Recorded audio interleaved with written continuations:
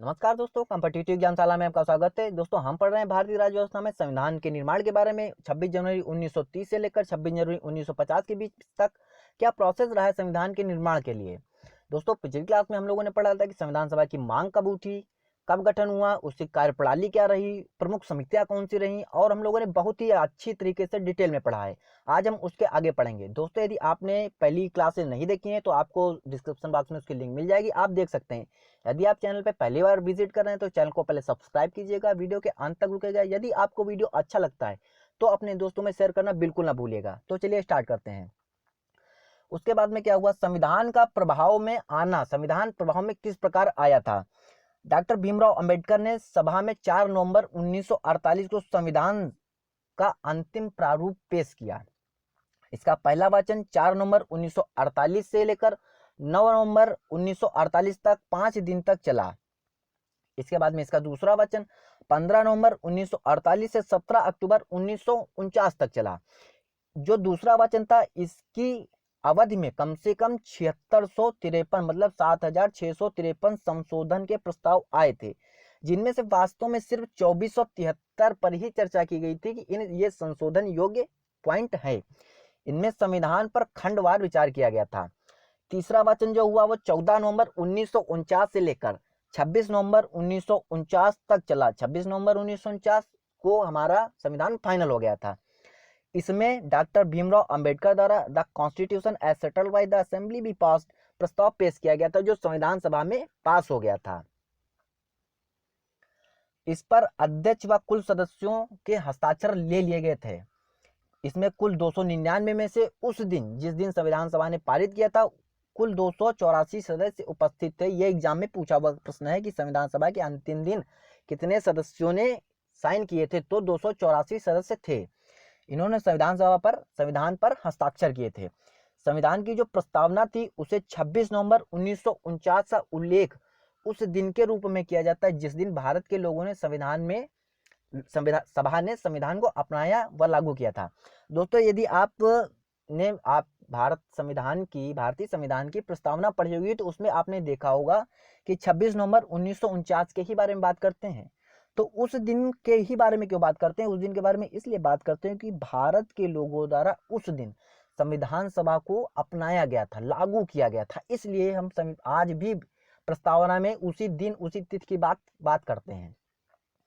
मूल संविधान तैयार होकर कैसा रहा तो उसके बारे में बात करेंगे। तो 26 नवंबर 1949 को जो संविधान हमारा अपनाया गया था उसमें कुल 395 अनुच्छेद थे और कुल 8 अनुसूचियां थी। एग्जाम की दृष्टि से बहुत महत्वपूर्ण। मूल संविधान में कितने अनुच्छेद, 395। मूल संविधान में कुल अनुसूचियां 8 अनुसूचियां।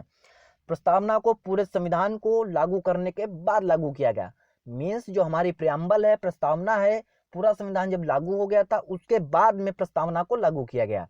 अच्छा, 26 नवंबर 1949 को जब हमारा संविधान बन गया था तो उसके कुछ पॉइंट थे जो स्वतः ही लागू हो गए थे, अपने आप लागू हो गए थे।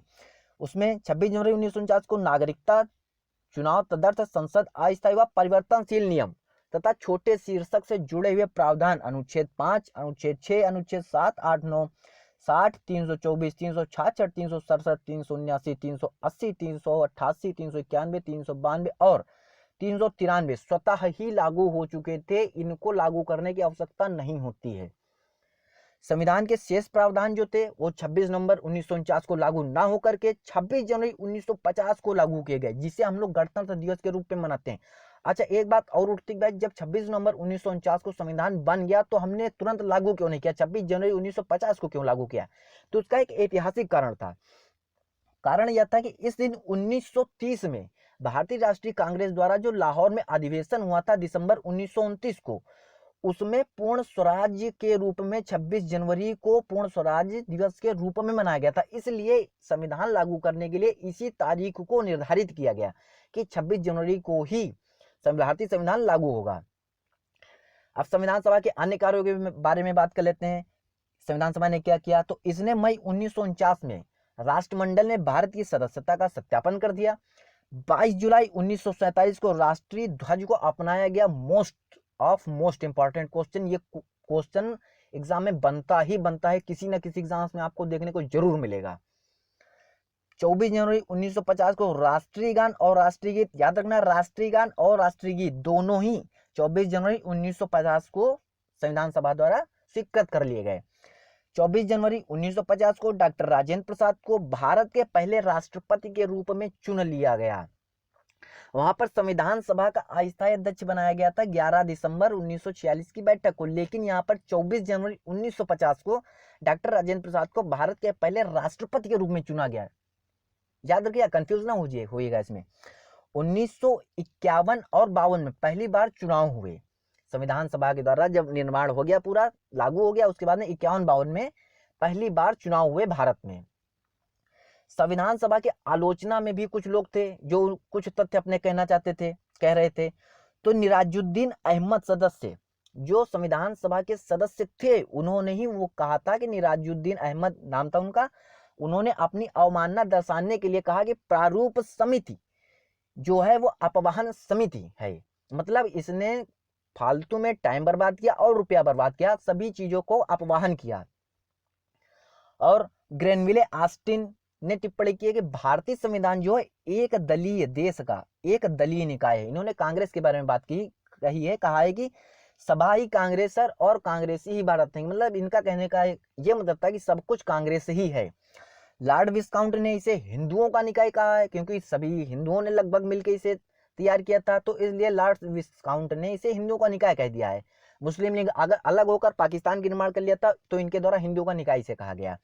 विंस्टन चर्चिल का बहुत प्रसिद्ध नाम है, इनका तो नाम आपने सुना ही होगा। विंस्टन चर्चिल ने भी टिप्पणी की है कि संविधान सभा ने भारत के केवल एक बड़े समुदाय का प्रतिनिधित्व किया है। मतलब इनका कहने का मतलब था जो कांग्रेस है, कांग्रेस उस वक्त सबसे बड़ी थी, तो उन्होंने एक इसे समुदाय को प्रतिनिधित्व के नाम से बता दिया कि भारत संविधान सभा ने भारत के एक बड़े समुदाय का प्रतिनिधित्व किया है मात्र, बस, जो कांग्रेस है। और सबसे मोस्ट इंपॉर्टेंट बात करेंगे अब आवश्यक तथ्यों के बारे में कि भारतीय संविधान में आवश्यक तत्व क्या हैं, संविधान सभा के द्वारा क्या किया गया था आवश्यक रूप से। ये याद रखिएगा, यहां से क्वेश्चन बनते ही बनते हैं। संविधान सभा द्वारा हाथी का प्रतीक जो थी मोहर के रूप में अपनाई गई, जो संविधान पे मोहर लगाई गई थी उसमें जो प्रतीक चिन्ह था वो हाथी का था। प्रोफेसर BN राव को संविधान सभा के लिए संवैधानिक सलाहकार नियुक्त किया गया था। यह क्वेश्चन पूछा हुआ है SSC में। संवैधानिक सलाहकार professor BN Rao. HVR Iyengar को संविधान सभा का सचिव नियुक्त किया गया था, HVR अयंगर को। LN मुखर्जी को संविधान सभा का मुख्य प्रारूपकार चीफ ड्राफ्टमैन नियुक्त किया गया, LN मुखर्जी को मुख्य प्रारूपकार, ये भी क्वेश्चन पूछा हुआ है। प्रेम बिहारी नारायण रायजादा भारतीय संविधान के प्रमुख सुलेखक कैलीग्राफर थे। मतलब जो लिखा था वो प्रेम बिहारी नारायण रायजादा ने भारतीय संविधान को लिखा था आज सुंदर अक्षरों में। मूल संविधान एक प्रवाहमय इटैलिक शैली जो बोलते हैं उसके द्वारा उनके द्वारा हस्तलिखित है। प्रेम बिहारी नारायण रायजादा द्वारा इटैलिक शैली में लिखा गया है भारतीय संविधान को। मूल संविधान को प्रेम बिहारी नारायण रायजादा द्वारा हाथों से लिखा गया है एवं बिवहर राम मनोहर सिन्हा द्वारा इसे सौंदर्यीकृत व अलंकृत किया गया। इसमें जो सजावट की गई है वो बिवहर राम मनोहर सिन्हा के द्वारा की गई है।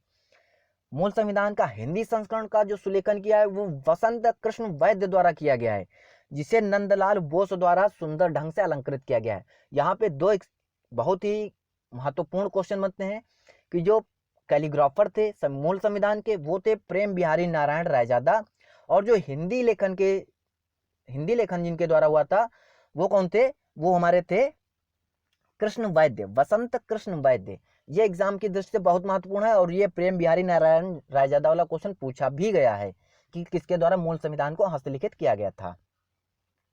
तो दोस्तों आशा करता हूँ आपको यह वीडियो बहुत ही पसंद आया होगा। यदि आपको वीडियो पसंद आया तो अपने दोस्तों में शेयर जरूर कीजिएगा और जुड़े रहिएगा कॉम्पिटिटिव एग्जाम शाला के साथ। थैंक यू, धन्यवाद, फिर मिलेंगे। जय हिंद, जय भारत।